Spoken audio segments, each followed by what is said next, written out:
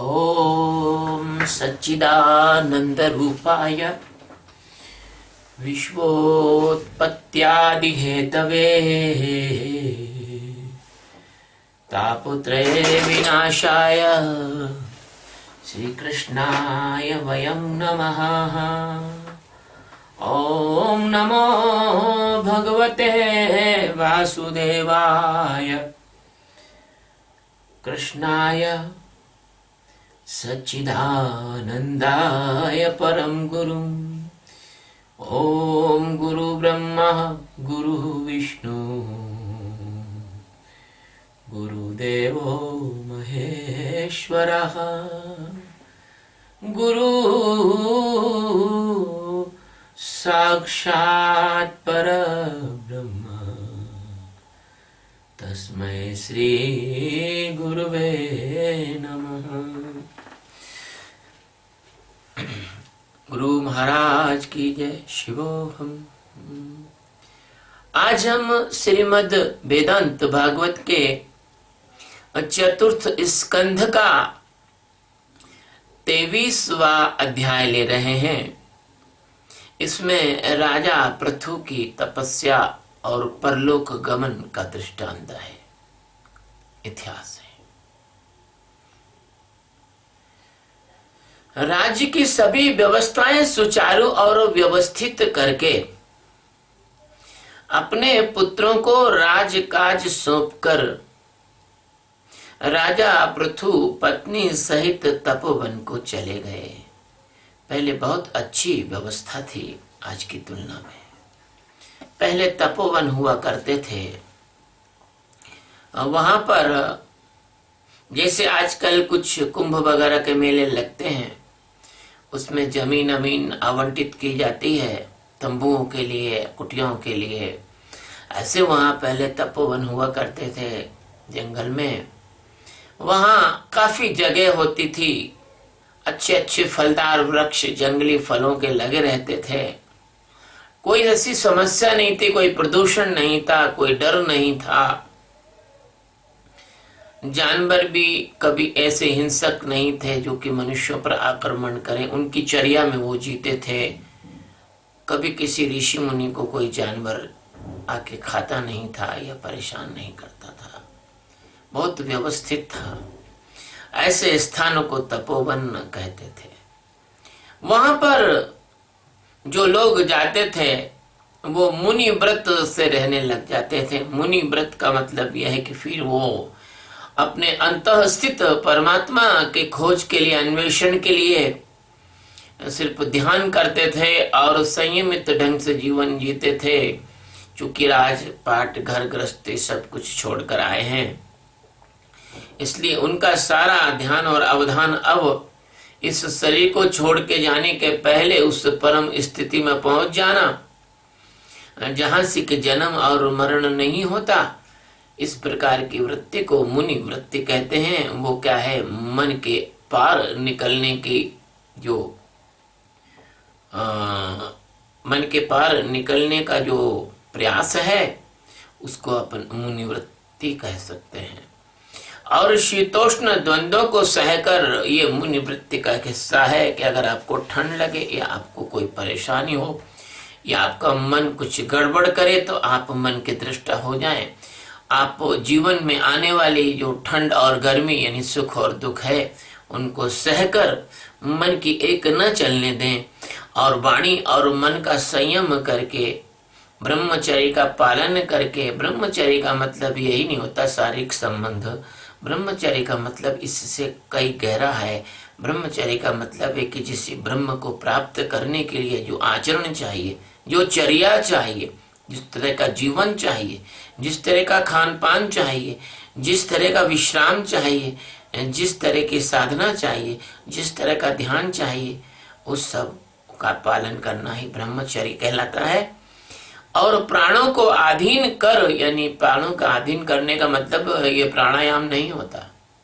प्राणों का अधीन करने का तात्पर्य है कि आप चेतना को इतना ज्यादा विकसित कर लें कि आपकी जो चेतना है, आपकी जो जागरूकता है वो एक क्षण के लिए भी जगत में ना जाते हुए अपने अंतर अन्वेषण में अपने केंद्र की ओर, अपनी आत्मा के जागरण की ओर लग जाए।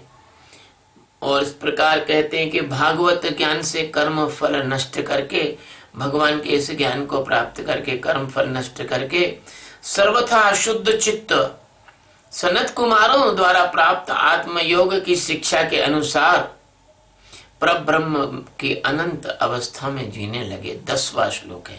आपको सदगुरु शिक्षा देता है, आपको सदगुरु आत्मज्ञान की शिक्षा देता है। अब चलना तो आपको ही पड़ेगा ना। भोजन परस के आपके सामने रख दिया, अब भोजन तो आप ही को करना पड़ेगा, कोई सदगुरु थोड़े आपका भोजन कर लेगा। इसलिए ध्यान तो आपको करना ही होगा। सदगुरु जो आपको आध्यात्मिक पद्धति सिखा रहे हैं वो आपको अपनाना पड़ेगी, उसको उस पर आपको खरा उतरना पड़ेगा। ऐसे ही जो सनत कुमारों ने उनको जो आध्यात्म पद्धति दी, उस आध्यात्म पद्धति को, आत्मज्ञान की पद्धति को, उस ध्यान की विधि को उन्होंने अपनाया। मैं आपसे निवेदन करता हूँ कि वही ध्यान की विधि जो इतने बड़े बड़े सदगुरु ने अपने शिष्यों को दी, वही ध्यान की विधि में आप लोगों के लिए पुनः खोज कर लाया हूँ, साक्षी के ध्यान की।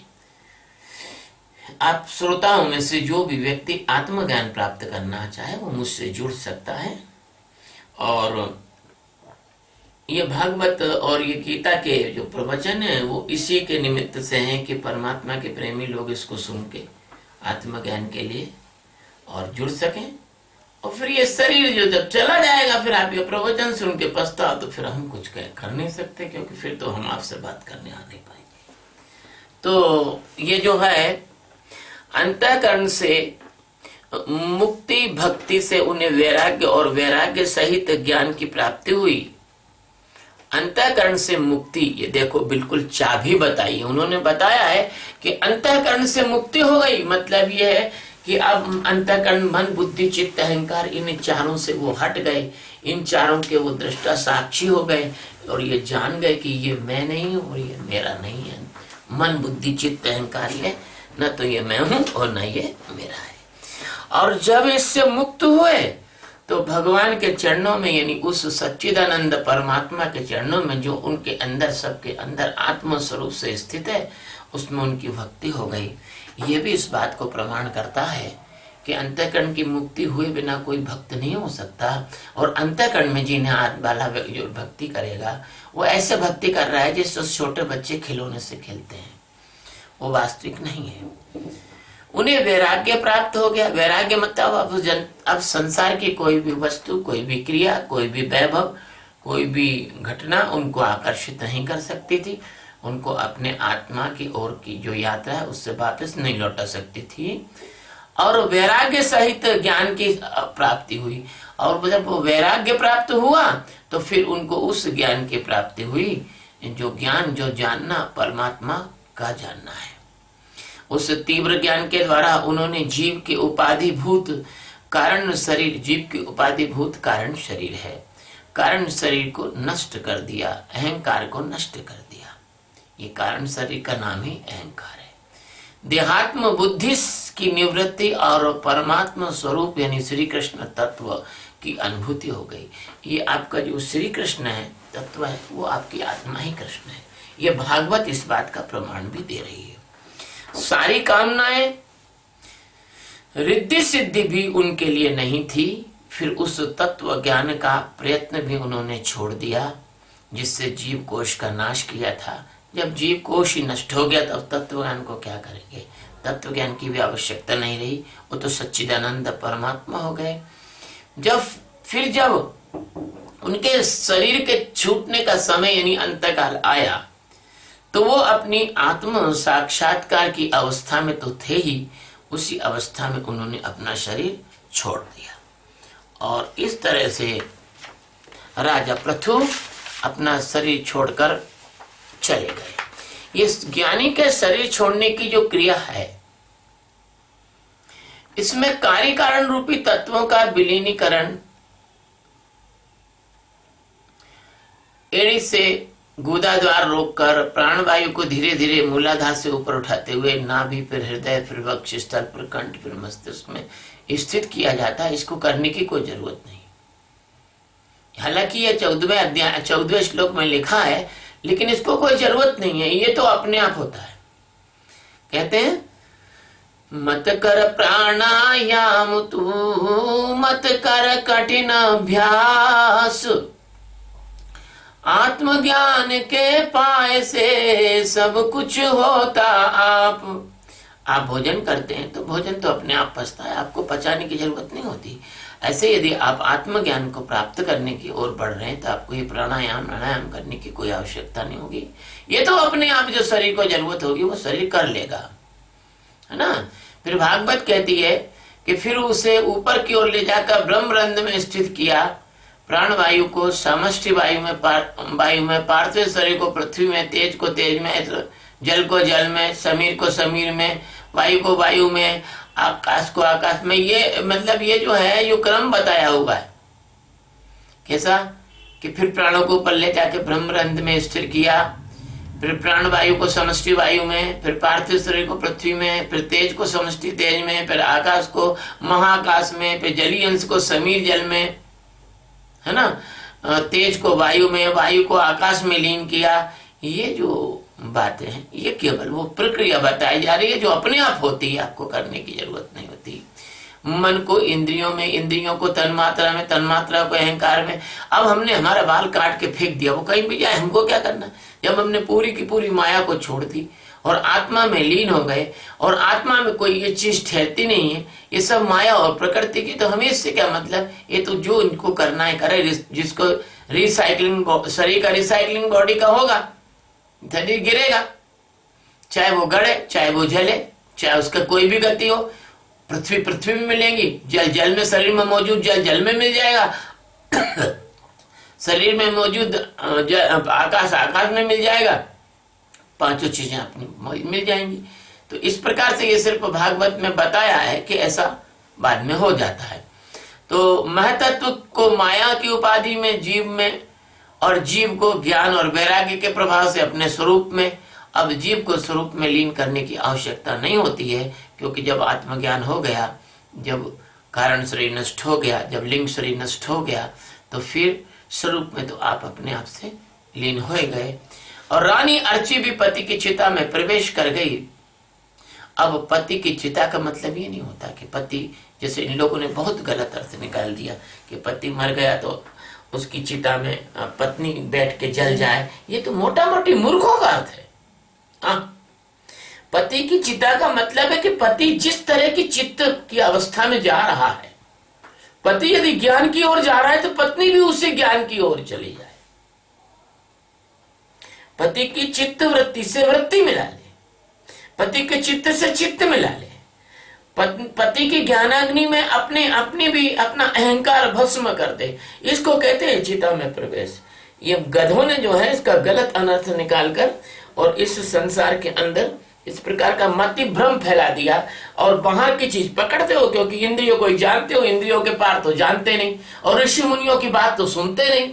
अपने मन को ही ऋषि मुनि का बाप बना रखा है, तो तुम तो भटकोगे कि नहीं भटकोगे। हाँ, मनमुखी सो सदा दुखी हो, गुरुमुखी तो सदा सुखी। अब गुरु भी नहीं मिल रहे हैं, गुरु भी ऐसे है जो मनमुखी लोग गुरु बन के बैठ गए हैं, और सदगुरुओं को मनमुखी कहते हैं। सदगुरुओं को मनमुखी कहते हैं। एक छोटी सी घटना बताते हैं। एक बार हम एक बाबा जी के आश्रम में चले गए, यहीं इंदौर में।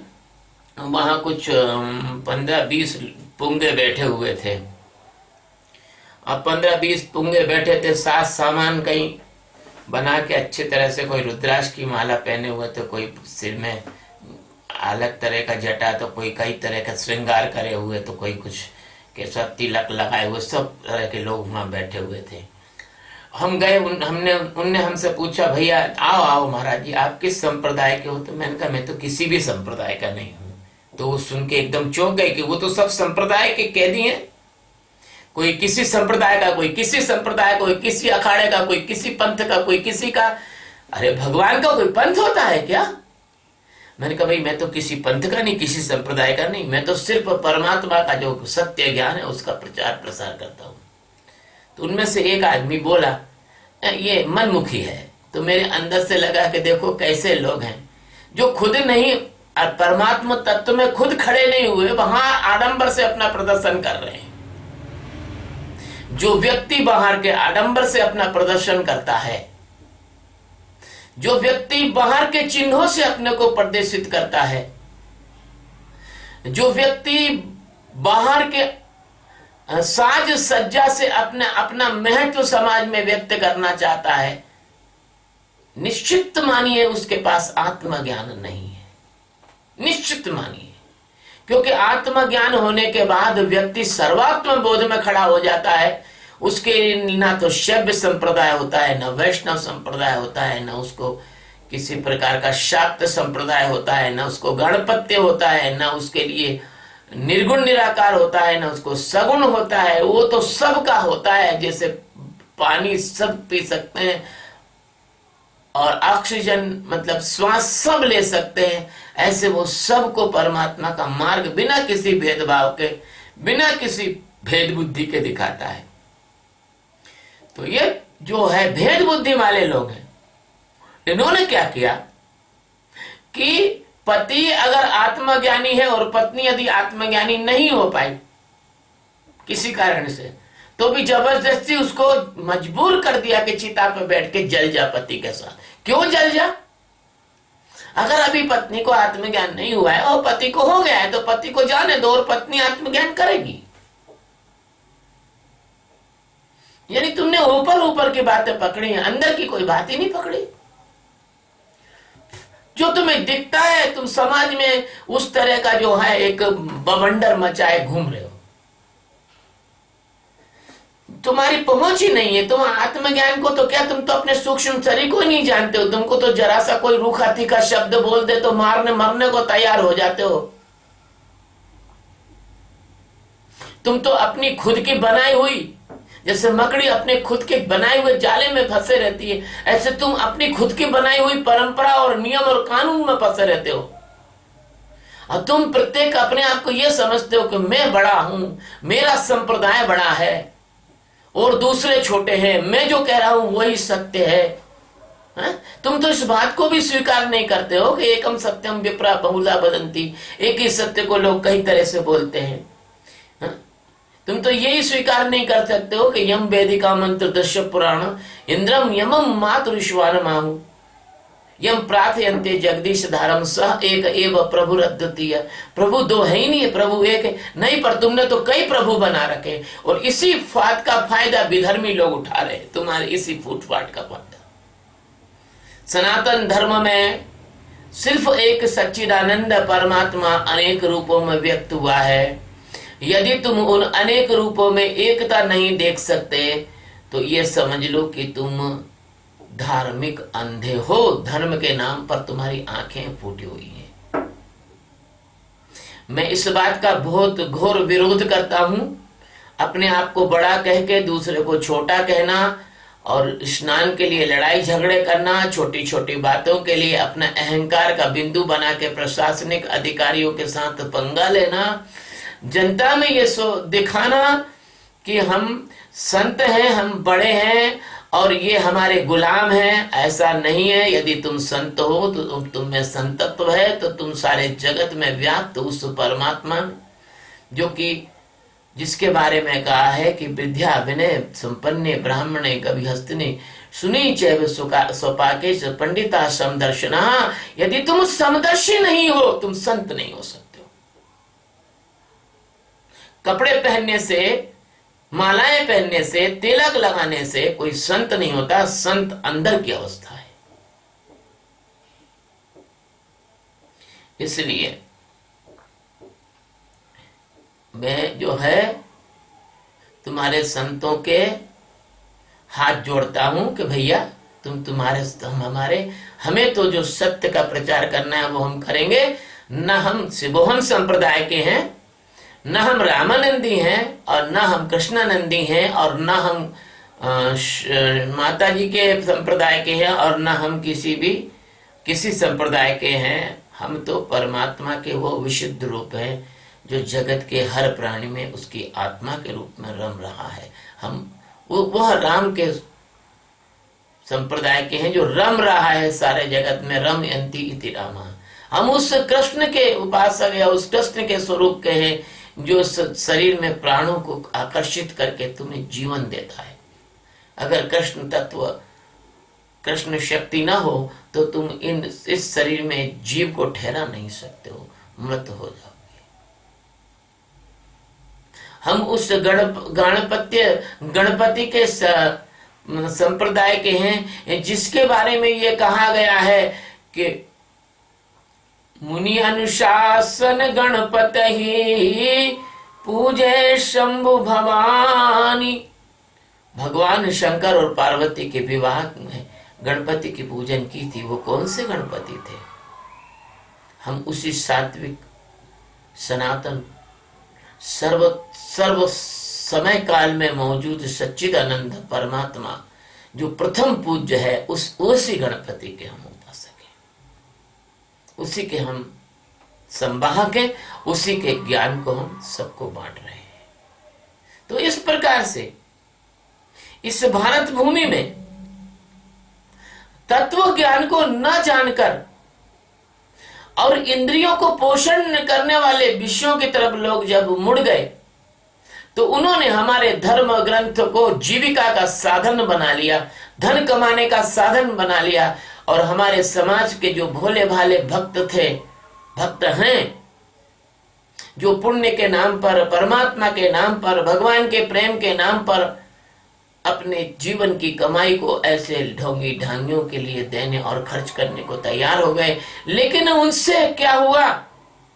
उससे यह हुआ कि रामचरितमानस में लिखा है कि हरे शिष्य धन शोक न हरही, ते गुरु अबसी नरक मह परही।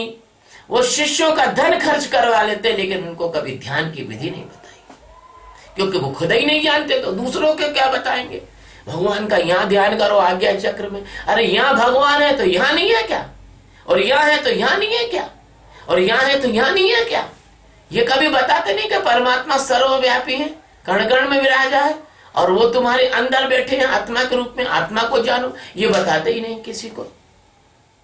और मनी राम जो है अंदर कुछ चित्र बना देता है और कोई जिज्ञासु कहता है गुरुजी मेरे को ये देखा, शाबाश बेटा तू तो बहुत अच्छा चल रहा है, और उसको और एक धक्का मार दिया खड्डे में गिरने के लिए। तो इस प्रकार से ये विषय निकल आया तो हमने बता दिया। अब इस लोक में इस लोक में कुछ ही दिनों का जीवन होने पर भी जो लोग भगवान के परम पद की प्राप्ति के लिए कराने वाला आत्मज्ञान प्राप्त कर लेते हैं, उनने सब पा लिया। और जो विषयासक्त पुरुष हैं, विनिश्चित ही आत्मघाती हैं, वो ठगा गए मान लो। ये 28वां श्लोक है 23वें अध्याय का। इसलिए अभी मैंने आपसे जो चर्चा की वो विषयासक्त पुरुषों की, क्योंकि जो लोग भागवत पुण्य प्राप्त करने के लिए कराते हैं वो भी विषयासक्त हैं। कोई कहता है कि मेरे दादाजी को ऐसा हो गया, उनको मैं करा लूं, और तेरे दादाजी तो कभी के जन्म ले चुके, काय के लिए करा रहा? अगर तुझे भागवत कराना है, भागवत पढ़ना है तो अपने खुद के मोक्ष के लिए कर, जैसे कि जन्म जैने, जैसे कि हो जन्म जय के रहो, जैसे कि अपने ये परीक्षित ने किया था, है ना। तो खुद अपने लिए अपनी चिंता करो भैया, खुद परमात्मा को प्राप्त करो, परमात्मा के बोध को प्राप्त करो।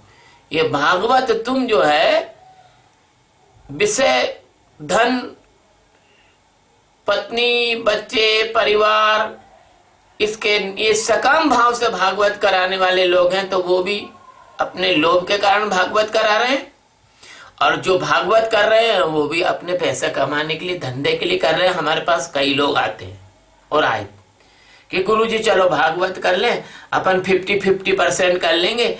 मेरे पास जो है वो साजोबाज अच्छा है, बजाने वाले अच्छे हैं, आप बोलने वाले अच्छे हो, जो भी चढ़ोतरा आएगा, जो भी पैसा आएगा वो अपन बांट लेंगे। मैंने कहा हमको तुम्हारे ना चढ़ोतरे से मतलब है, ना तुम्हारे पैसे से मतलब है, हम तो हमारी 2 रोटी कमा लेते हैं, हमको नहीं ठगना किसी को, भगा देते हम उनको, राइट।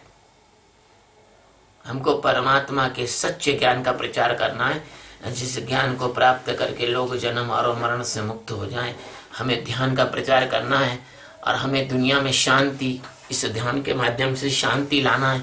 मैं फिर दोहरा देता हूँ, यदि आप मेरे बताए हुए ध्यान को करोगे तो 5-6 महीने में, 4-5 महीने में आप तनाव रहित और शांत हो जाओगे, जिसके कारण आपको शारीरिक, मानसिक किसी भी प्रकार की कोई बीमारी नहीं होगी।